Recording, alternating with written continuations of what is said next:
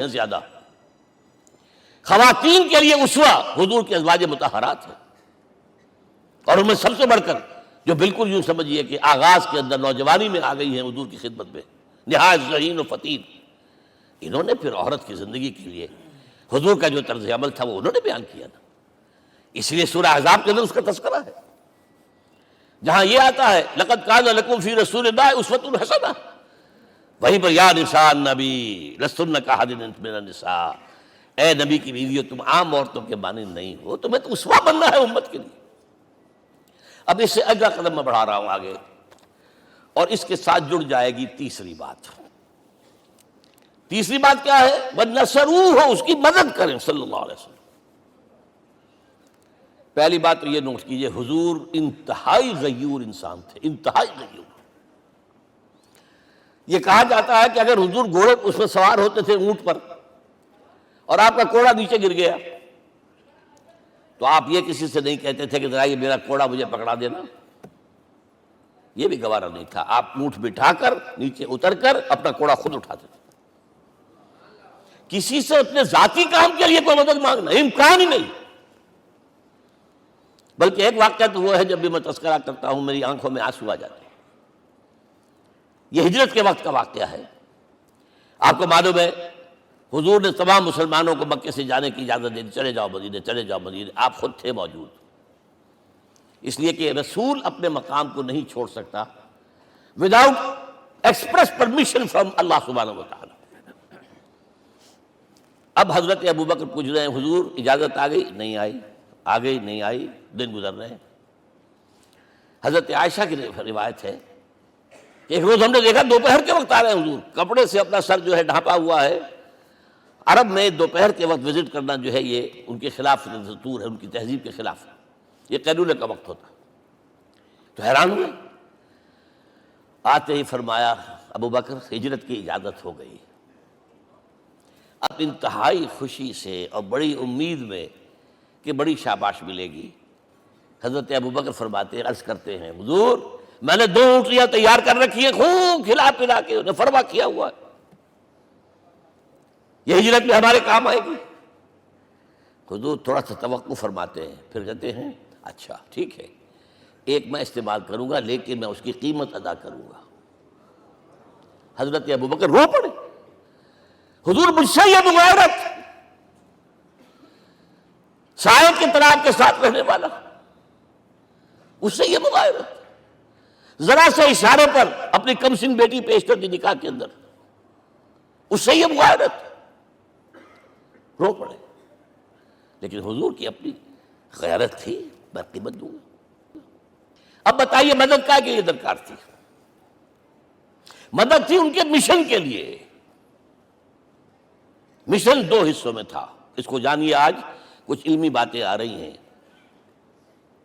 حضور کے مشن کے 2 حصے، ایک ابتدائی جو تمام انبیاء اور رسول کا تھا، ایک تکمیلی جو صرف محمد کا صلی اللہ علیہ وسلم. ابتدائی کیا ہے؟ اللہ کی طرف دعوت، تبلیغ. جو دعوت قبول کر لیں ان کے لیے بشارت، بشیر کہ تمہارے لیے آخرت میں جنت ہے، نعمتیں ہیں. رد کر دیں ان کے لیے نذیر، خبردار کرنے والے، جہنم کے لیے تیاری کر لو. داعی اللہ، اللہ کی طرف بلانے والے. سراجا منیرا، روشنی کے چراغ. یہ حیثیتیں مشترک ہیں تمام انبیاء کرام. تمام انبیاء بشیر بھی تھے، نذیر بھی تھے، داعی بھی تھے، سراج منیر بھی تھے. اگرچہ ان تمام حیثیتوں میں بھی حضور کا سب سے اونچا مقام علیحدہ نمایاں ہے، لیکن حیثیتیں بنیادی طور پر مشترک. ایک حیثیت تکمیلی، اور وہ کیا ہے؟ اے نبی جو دین آپ کو دیا گیا ہے صرف تبلیغ نہیں، صرف تعلیم نہیں، اس کو قائم کر کے دکھاؤ نظام زندگی کی حیثیت سے. 3 مرتبہ قرآن میں یہ الفاظ حضور کے لیے آئے ہیں، هو الذی ارسل رسولہ بالہدی ودین الحق لیظہرہ علی الدین کلہ. 3 دفعہ سورہ توبہ میں یہ الفاظ آئے، سورہ صف میں یہ الفاظ آئے، سورہ فتح میں یہ الفاظ آئے.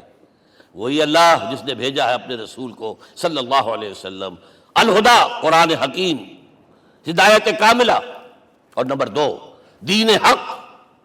یہ 2 چیزیں دے کر بھیجا. کس لیے؟ تاکہ اس دین کو غالب کرے پورے نظام زندگی پر. یہ معاملہ ذرا سوچئے. اور یہ حضور کے لیے 3 دفعہ، اور کسی اور نبی کے لیے 1 دفعہ بھی نہیں. قرآن مجید کے اس نقطے کو ذہن نشین کر لیجیے. اصل میں یہ کیا ہے، اسے ہم یوں کہیں گے، ایک ہے نبوت و رسالت، ایک ہے تکمیل نبوت و رسالت. ہمارے ہاں ختم نبوت کے اوپر تو زور دیا گیا ہے، اور صحیح دیا گیا ہے، ایمان کا ہمارا جز ہے. حضور کے بعد کسی نے بھی دعویٰ کیا نبوت کا، وہ جھوٹا کذاب دجال. جس نے مانا وہ بہرحال دائرہ اسلام سے خارج ہے، اور جو بھی کچھ ہوا کرے وہ. یہ چونکہ قانونی بات تھی، اس لیے اس کا حق ادا کیا علماء کرام نے. واقعہ یہ ہے کہ اس میں کوئی کمی نہیں رکھی، لیکن حضور کی فضیلت اس میں نہیں ہے. فرض کیجئے کہ نبوت چلی آ رہی تھی ہموار طور پر، ایک جگہ آ کے ختم ہو گئی، تو فضیلت کون سی ہوئی؟ نہیں، نبوت و رسالت تدریجاً ترقی کرتے ہوئے اپنے نقطۂ عروج کو پہنچ کر ختم ہوئی. یہ ہے فضیلت. اب آپ سوچئے، الہدا دیا گیا حضور کو، تو کیا تورات میں ہدایت نہیں تھی؟ سورہ اعراف کی آیت ہے، سورہ مائدہ کی، انا انزلنا التوراۃ فیہا ھدی و نور. ہم نے نازل کی تھی تورات، اس میں ہدایت بھی تھی، نور بھی تھا. ہم مانتے ہیں اللہ کی کتاب تھی. وہی فرمایا ہے انجیل فیہا ھدی و نور، اس میں ہدایت بھی تھی، نور بھی تھا.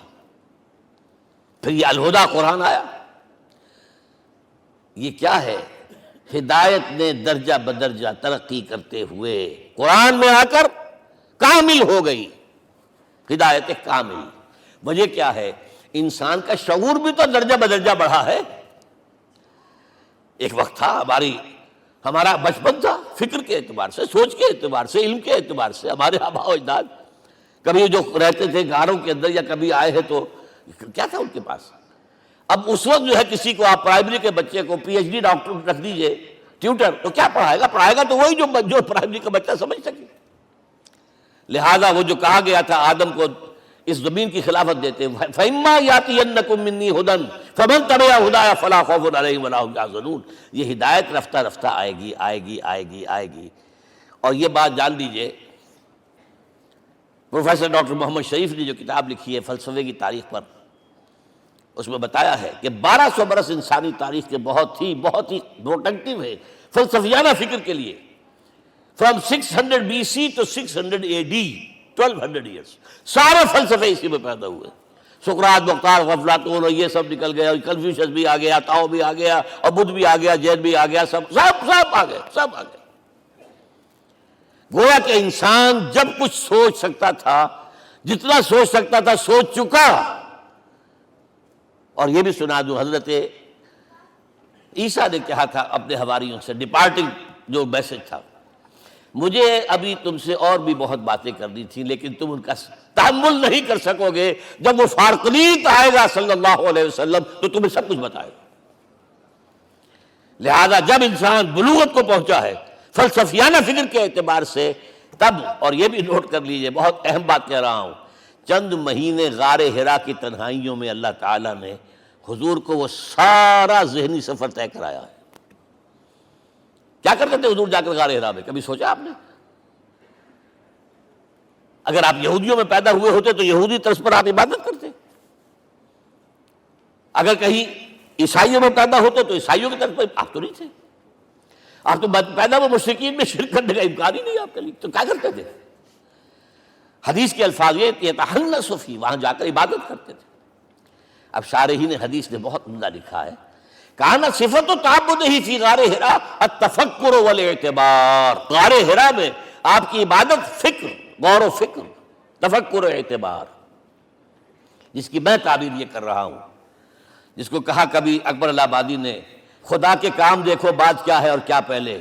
نظر آتا ہے مجھ کو بدر سے غار حرا پہلے. تم غار حرا کو نہیں جانتے. مصطفیٰ اندر حرا خلوت گزید، قوم آئین و حکومت آفرید. The most productive part of the period life of Muhammad is that which he passed in غار حرا. فکر کی ساری جو ہیں بلندیاں طے کی، تب آیا ہے اقرا بسم ربک، اب اللہ کا الہدیٰ شروع ہوا ہے۔ اچھا اسی طرح نمبر 2، دین حق مکمل